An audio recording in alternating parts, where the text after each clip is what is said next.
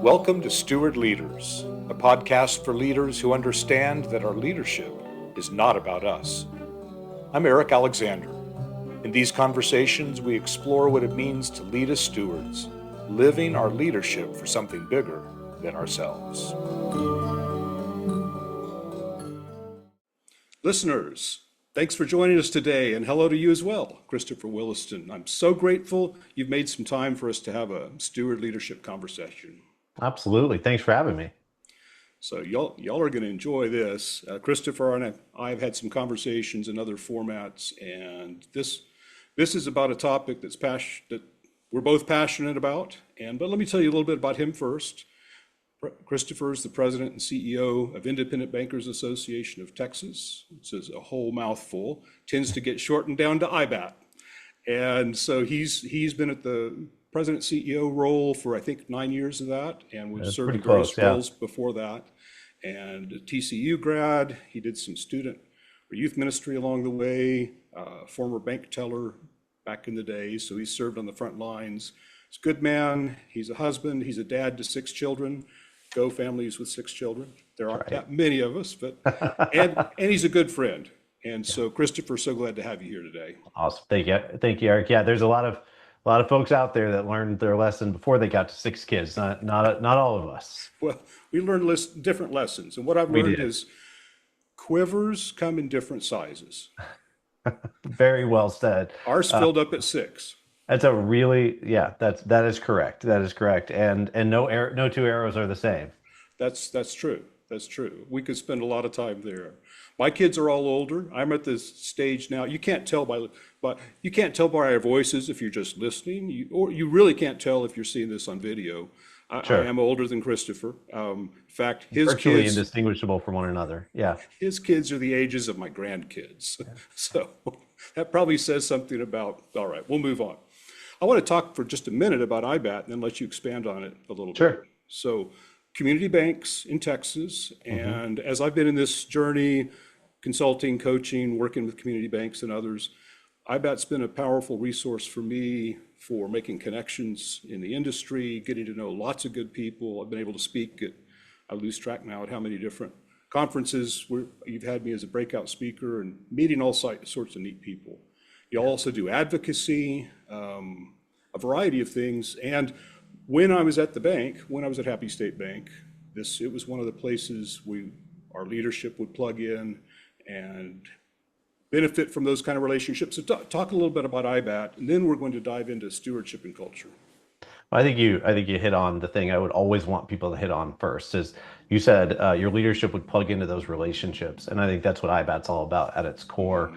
Community banking is such a relationship-oriented business to begin with, and so it just makes good sense that community bankers would come together and build a relationship and tackle shared challenges. I also think one of the really impactful things that I've noticed about community banking over the years is, you've got some competitive issues in markets. Sure. But generally speaking, everybody's doing the same work and they're doing it in their little corner of the world, and are very willing to come together and just talk about the things that they're dealing with and how we tackle those things together. So IBAT's a community first. Yes, it's an advocacy organization. We were founded for advocacy, particularly to represent only the community banking voice. And I think that's really especially important this day and age as we see community bankers get wrapped up in some discussions that really aren't community banking issues. They're broader banking issues. We always have to have this really dedicated voice to make sure that community banks can stand on their own 2 feet, can tell their own story, and not be put out in front of things that really aren't appropriate to them. So advocacy is incredibly important. The relationships are incredibly important. And what we try to do more than anything as an organization is bring people together and make it seamless and easy for them to interact with each other. You think so much about organizations that are focused on bringing people together, but there's a magic thing that happens if we bring people together and meet their needs in a way that allows them to just be relaxed and open with each other. I've been to some conferences, we'll just say some conferences, where literally, you come out of a session and there's no lunch, there's no food, there's no snacks provided, things like that. And so what happens? People immediately just go, okay, what restaurants are open? They're starting to scan. They start to get that. Scatter. Yeah, they scatter. What are we going to do? Uh, One of the things that we've tried to focus in on at IBAT is to think about just how do we take away all of those types of concerns for people so they can be present, they can be in the moment, so that they're not scattering and get the most out of the limited time that they have with one another, right? We bring people together for shared purpose, but for those relationships. So we've got to care and feed for those relationships, and Right. caring and feeding for those relationships often means caring and feeding for people. Some literal right? feeding. Yeah. Couple of comments, and your team is really good at the caring too. And I've never felt underfed at one of the events, but it's amazing to me how several touch points through the year.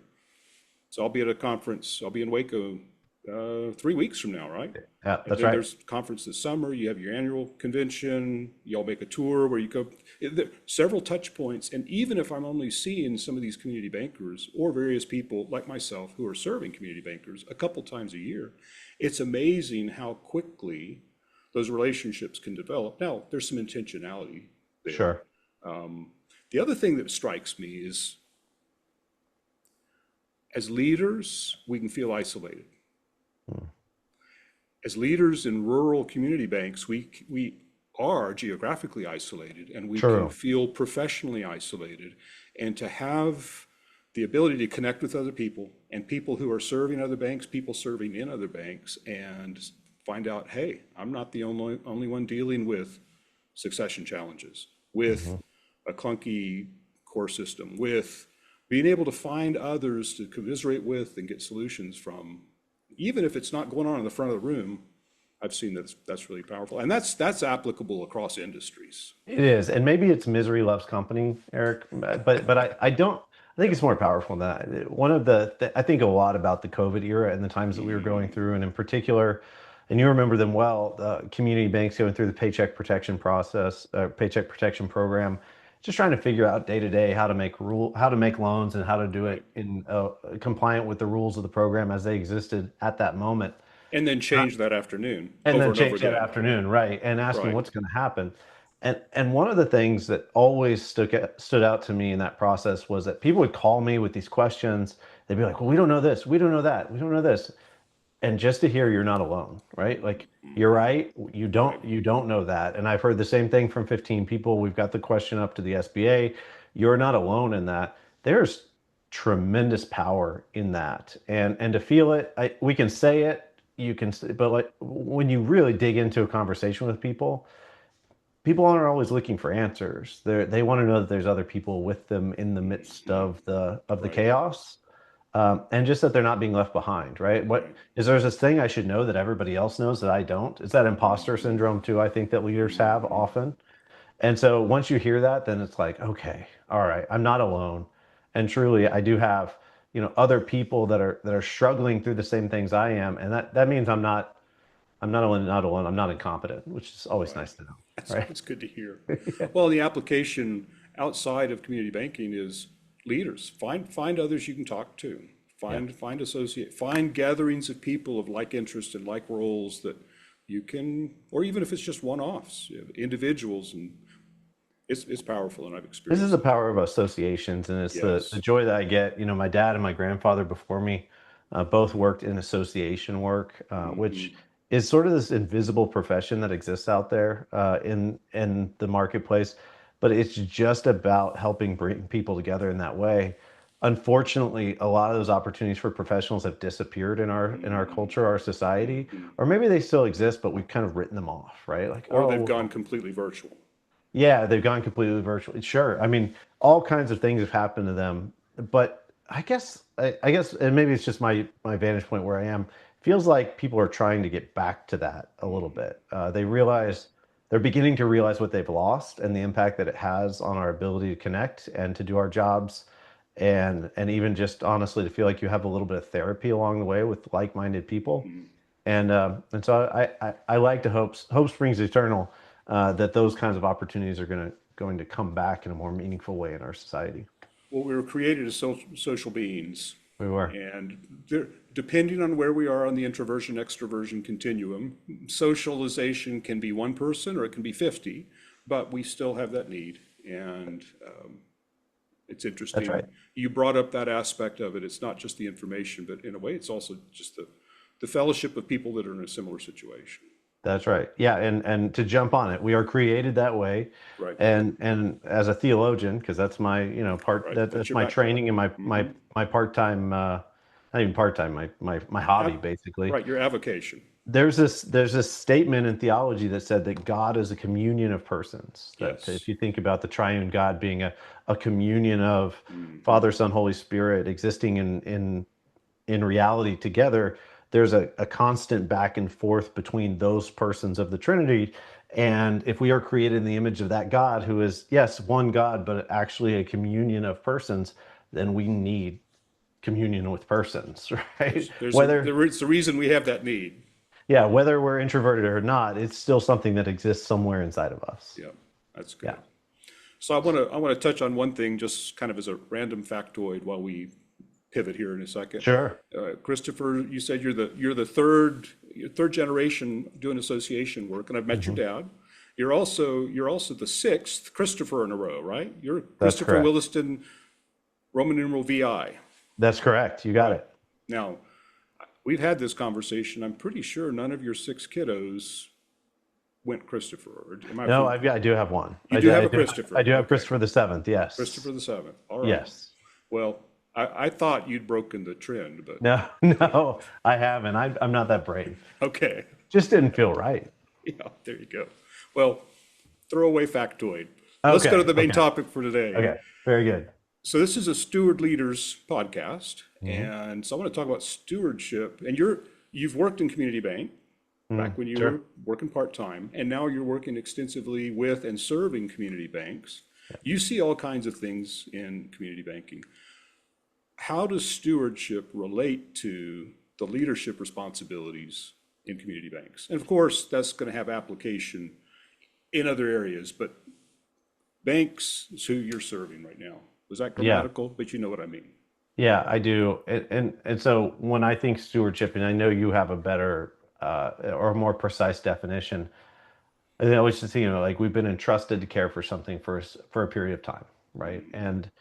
And what is more important or impactful, first off, than entrusted with people's money, their resources, the safety, soundness, security of the thing that they use to feed their family? So that's, first and foremost, I always think about, and the best bankers I've known have understood that responsibility that they have to run a good bank, not just for their own performance, but also for the good of the people that come to work for them.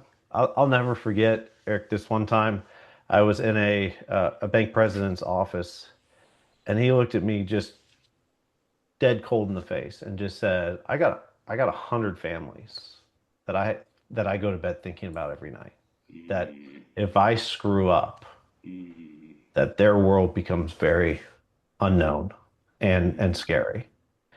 And that has always stood with me from a stewardship standpoint, that he is, and we all do this to some degree, or should, as leaders.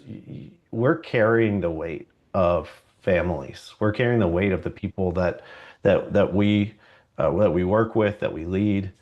But then, you go one step further than that, and you go for community bankers in particular, all of the people that depend on you in the safety, soundness, security. They may not. Sure, they may have FDIC insurance, and they may have other backstops to kind of protect them and make sure. But at the end of the day, your ability to stand in the gap and make good decisions and protect them and put good cybersecurity protocols in place and good fraud protocols, all the stuff that we think about as burdens all the time, it's really about protecting that trust. Right.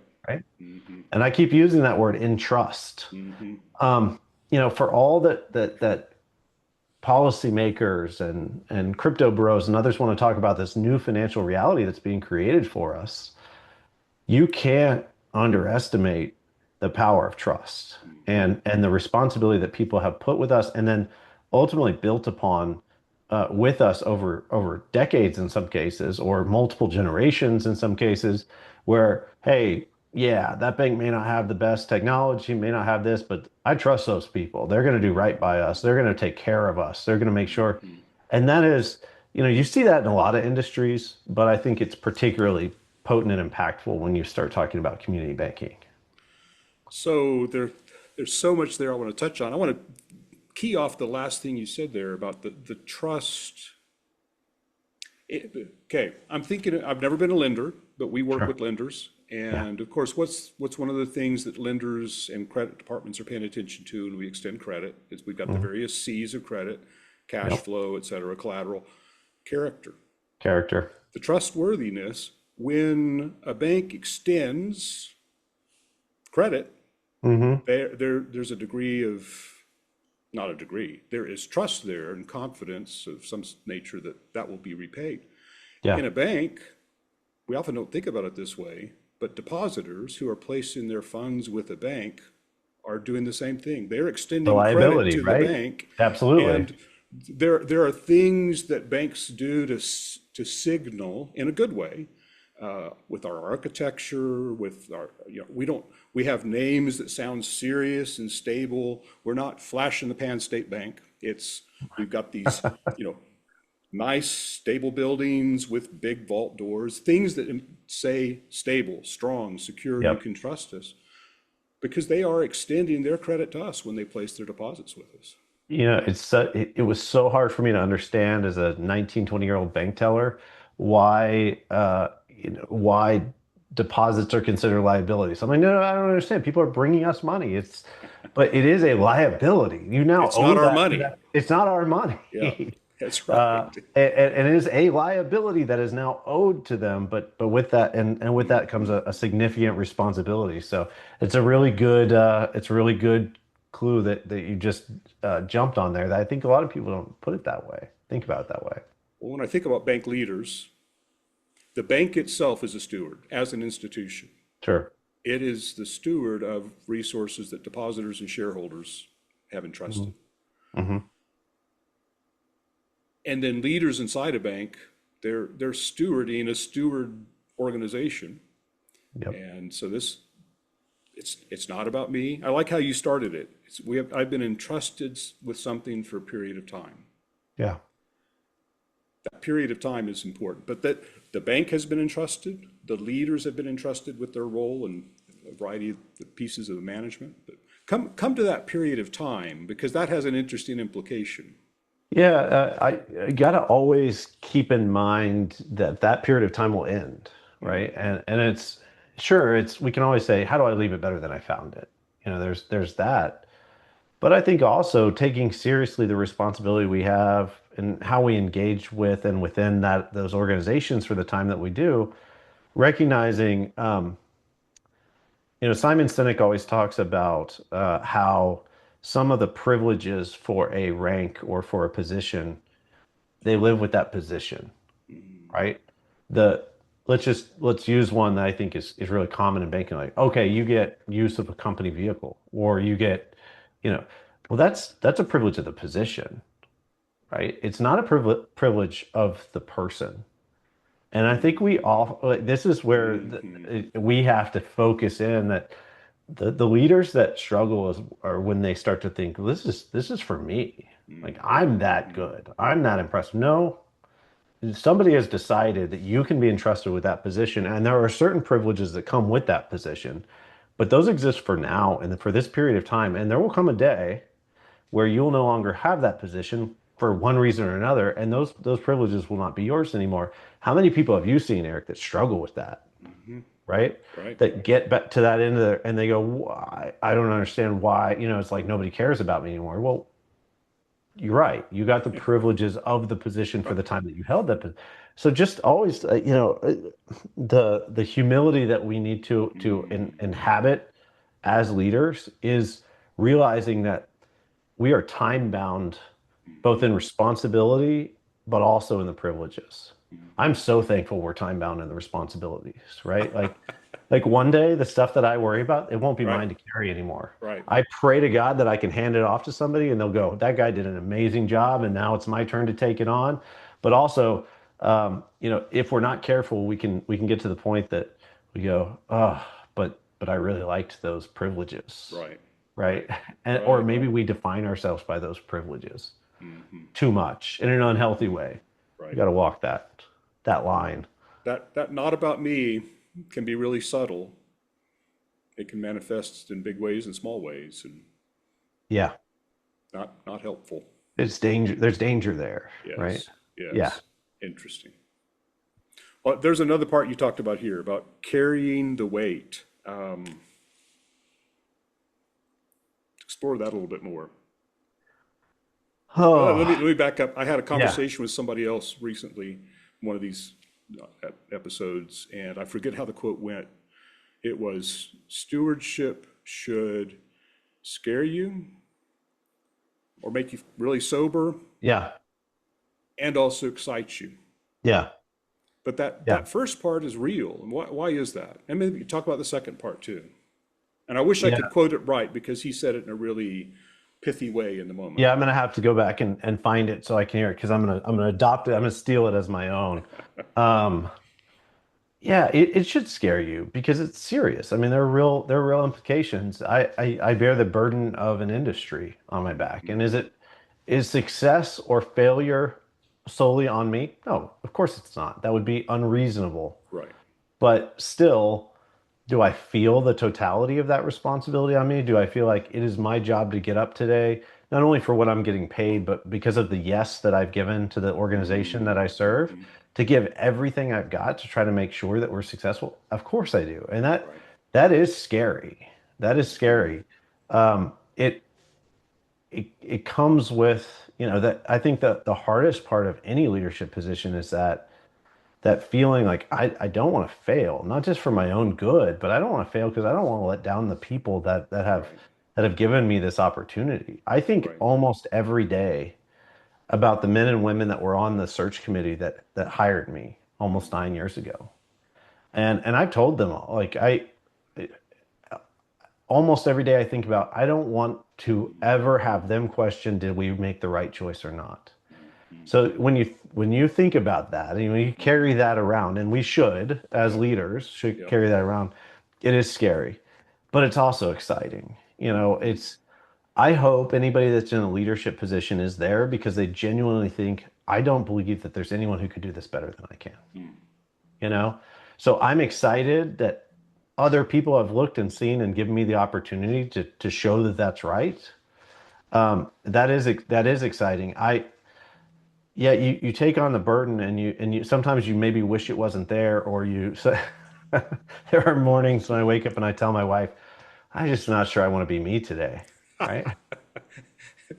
Does she say helpful things like, I've been wishing you weren't you for a long time? I know that's not the case, Thank you. but Thank you, Eric. the Yeah, only but reason I said that is I felt confident that's not the case. that's not the case. It is Yeah. not, but she may think it, but she doesn't say it. So we'll just leave that there and we don't need to worry about Okay. it too much. Post-production, I may come edit this part out. Please don't. I think it's Okay, there we great. go. It's the goal of the whole thing. But you do. Yeah, sure. Like you don't want the scariness and the weight of responsibility, but you do want the opportunity to show the world like I can do this. My team can do this. Like we put it together. We're going to do stuff that nobody else has ever tried before because we believe in ourselves. And that's Right. exciting. You'd be crazy if that weren't exciting. Well, so the bank I worked at, Happy State Bank, Yep. part of the mission kicked off with work hard, have fun, make money. And it Yep. went on. Let's see how'd it go. By providing exceptional customer service and living the golden rule, something like that, those 5 elements. Awesome. And that's a powerful combination. Yeah. One of the things that sometimes people would misunderstand, okay, look at the name, Happy State Bank. There are some people that thought that's just a marketing ploy, or Sure. it's actually a little town about an hour south of here. That's the little town of Happy. Yep. Apparently, some pioneers were traveling across the panhandle and found some water, and they were really excited about it and very happy. I don't know. That's my take on That it. was survival, right? But people sometimes will look at that second part of the mission, have fun, work hard, have fun, make money, and think it was pizza parties, or we would have cornhole contests, or there was a period of time our deposit operations every afternoon would put the phones on hold and stand up and have dance minute.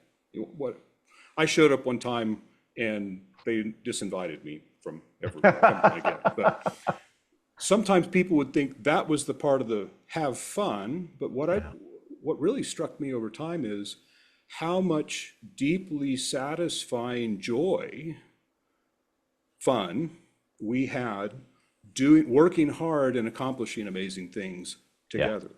That weightiness didn't always beat us down.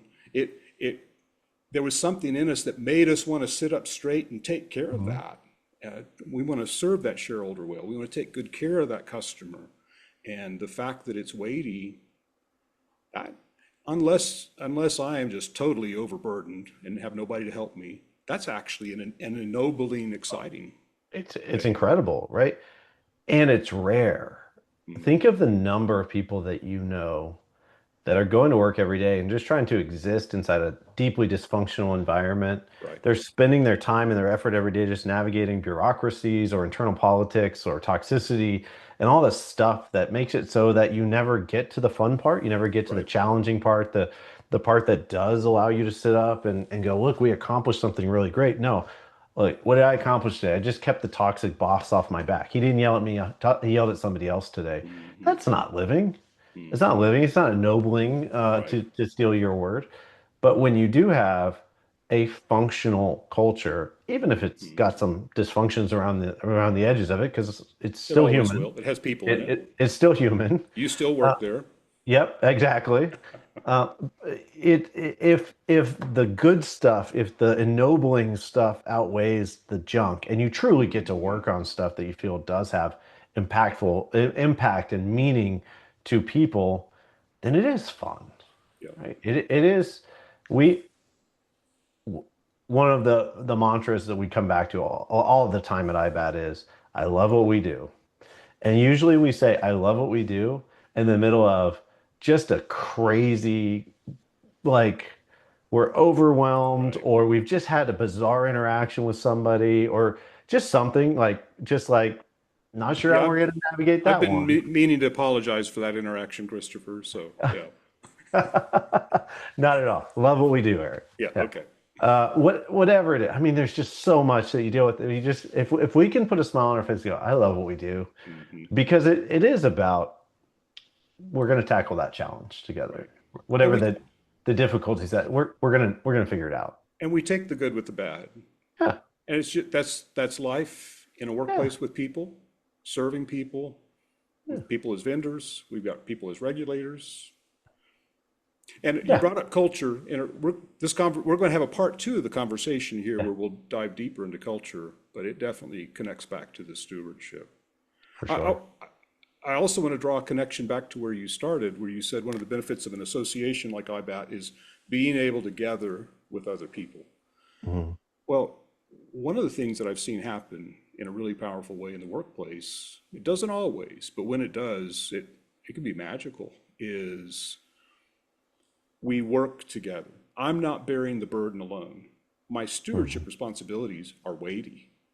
And that's a good thing, provided I'm resourced and I'm equipped to bear them. Sure. There can be a mismatch, but if I have things that are appropriate for my background and my capabilities, and they're weighty, but I don't bear them alone. Now, it doesn't mean I shirk, but there are things we do together, and that coming together to work on those stewardship responsibilities, when it goes well, or when we get through a hard season together, think about the bonding that happens. You talked about, hey, there's something challenging went on. When you get through that together, the team's tighter, hopefully, if there's some baseline healthy culture, and the things you can do together after that are even just more amazing. And that's personal and professional. And that's one of the things I think we can lose sight of really easily. All of us are living the roller coaster of life. Yes. The highs and the lows. And I said this in a presentation I gave recently. Do you know how powerful it is to give other people permission to be human? Do you know how powerful it is to say, you know what, I see you right now. Like, I know what you're going through, or just trying to and So yeah, we're not only doing the hard thing, but we're also recognizing that the hard things extend to our personal lives as well. Yes, And as a yes. team, we're stepping in. We talk a lot about we're a high trust, high responsibility culture at IBAT, and what that means to us is, in part, yeah, I'm going to handle my stuff, but also, Eric, I'm gonna be watching you, and if I see that you're stumbling up the hill a little bit, Mm, and maybe it's because something really hard's going on with your kids, right? right. It becomes Or how. aging parents, or there's been a Oh, death in the family, or yes. Yes, and yes, and yes, all of it. How do I come alongside you, pick up that burden, and help you carry it up the hill? If I see you're about to go on vacation, I go, what can I do while you're on vacation to make sure you can fully engage on vacation? What can I pick up? yeah, And that's the give and take. That's the flow of real culture. Not just we're going to do hard things together, but we're also going to recognize all of us are going through hard times in life. It's part of what it means to be human. How do we help each other through those times? and Man, we'll honor each other as humans, as yeah. image bearers, Wow. as and the other part of this, my weighty responsibilities are not just the ones at work. Yeah. You're a father of six, Yeah. and they range from out of the house down to younger ones, Yeah. 8 is my and youngest, 20 is my oldest. right, There's a lot of stuff going on simultaneously. there's a lot of stuff going on simultaneously, and those stewardship responsibilities are weighty and full of joy and full of challenge, and you don't do them alone. And speaking of not doing it alone, as a fellow Christ follower, this will make sense to you. And I've had opportunities, even with some of the people I'm coaching who are Christ followers, to say, in this challenge, you're not handling this by yourself. Mhm. You've got a team around you. I'm here for you, and the Holy Spirit's at work in your life for your good, for God's glory through what's going on in your work. And so that's something that gives us comfort and joy too.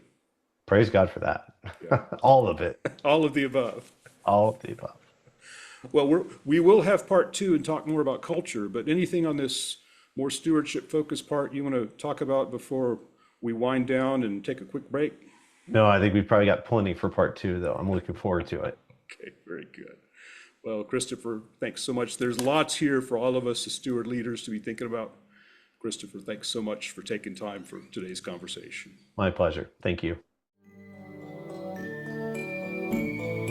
Thanks for listening to Steward Leaders. If this conversation was helpful, you can find more episodes and additional resources at stewardleaderspodcast.com. Leadership is temporary. Stewardship is about forever.